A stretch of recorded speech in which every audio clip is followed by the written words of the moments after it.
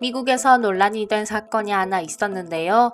미국 오하이오주의 한 초등학교 급식실에서 9살 학생이 와플을 담아와 그대로 먹지 않고 버리는 것을 급식실 직원이 보게 되었는데, 그가 음식물 쓰레기통에서 와플을 다시 꺼낸 후 닦아서 학생에게 "다시 앉아. 이건 음식 쓰레기가 아니야" 라고 말하며 와플을 다 먹을 것을 강요하였고, 심지어 팔짱을 끼고서 그를 다 먹을 때까지 지켜본 것으로 전해졌습니다.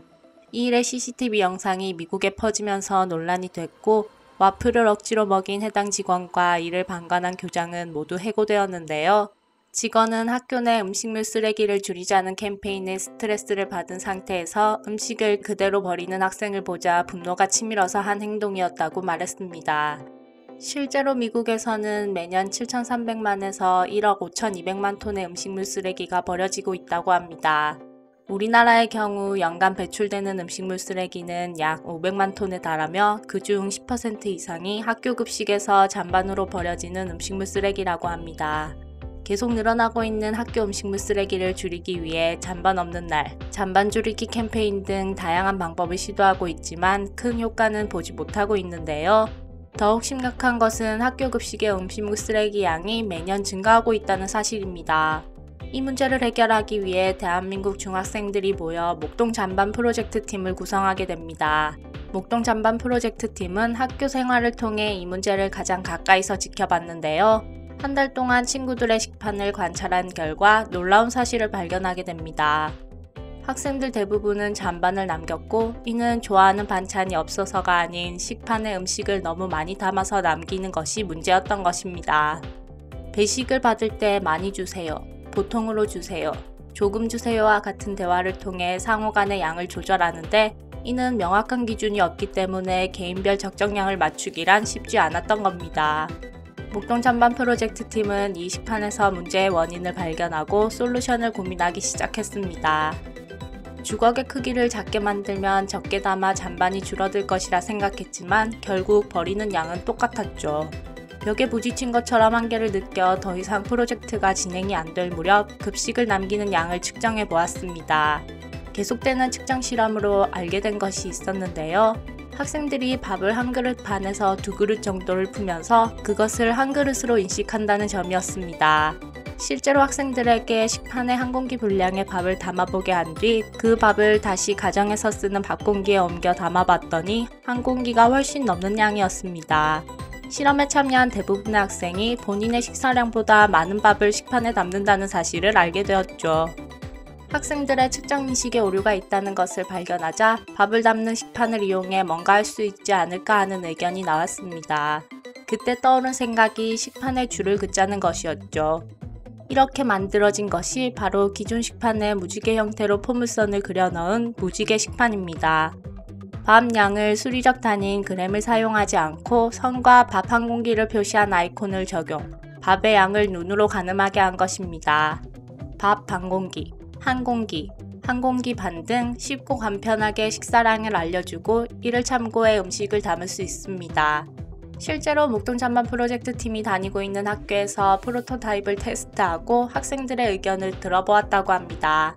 10일간 무지개 식판으로 한 학급에서 실험한 결과 일반 식판으로 식사했을 때와 비교해 약 70%가량 잔반이 감소했다고 합니다. 목동 잔반 프로젝트 팀은 학생들로 구성된 만큼 학교에서 직접 경험하고 느낀 것들이 잘 반영되어 있는데요. 무지개 식판은 기존 식기 제작 공정에 큰 변화가 없을 뿐만 아니라 학교와 같이 단체 급식을 시행하는 곳에서도 식판 사용에 대한 교육이 쉽습니다. 무지개 식판은 이렇게 현실성까지 고려한 솔루션이죠. 목동 잔반 프로젝트 팀이 발명한 이 무지개 식판은 삼성 투모로우 솔루션 공모전에서 최우수상을 수상하기도 했습니다. 아이들은 자신이 받은 최우수상 상금 전부를 독거노인, 미혼모 등 저소득층에게 모두 기부했다고 하네요. 현재 무지개 식판은 앞에서 논란이 있었던 미국 초등학교에서도 수입한다고 알려졌으며 이 아이디어를 높이사 대량 생산되어 대기업 구내식당 및 미국과 일본까지 수출하는 성과를 이뤘습니다. 이와 비슷한 사례로 2017년 하얏트 호텔은 디자인 컨설팅 회사 아이데오와 함께 뷔페 음식물 쓰레기 줄이기 프로젝트를 진행했는데요. 뷔페 서비스 요소 중 하나는 음식이 절대 부족해서는 안 된다는 것입니다. 그래서 엄청난 양의 요리를 준비하게 되고 그 결과 엄청난 양의 음식물 쓰레기가 발생하게 됩니다. 이 문제를 해결하기 위해 아이데어홀 전문가들은 음식 준비와 함께 디스플레이, 손님의 식사 패턴 등을 포함한 뷔페의 모든 측면을 연구했습니다. 그리고 문제 해결을 위해 착시 현상을 이용했습니다. 동일한 양의 음식을 작은 그릇에 담으면 큰 그릇에 담을 때보다 양이 더 많은 것처럼 인식될 수 있는데요.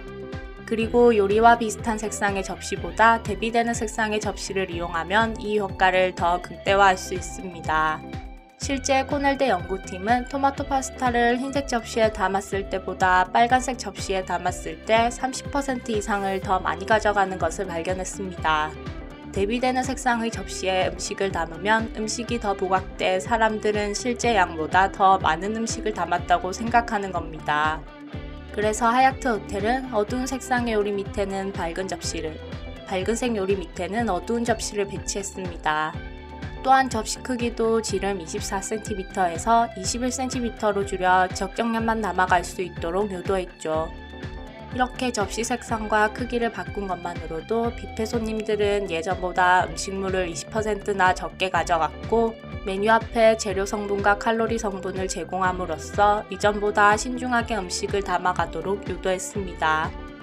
또한 사람들이 한 번에 많은 음식을 가져가는 이유가 나중에 갔을 때 음식이 없거나 다시 일어나기 귀찮아서라는 것을 파악하고 줄을 서서 가져가는 인기 메뉴에 대해서는 앉은 자리에서 직원들에게 주문을 할 수 있도록 개선했습니다.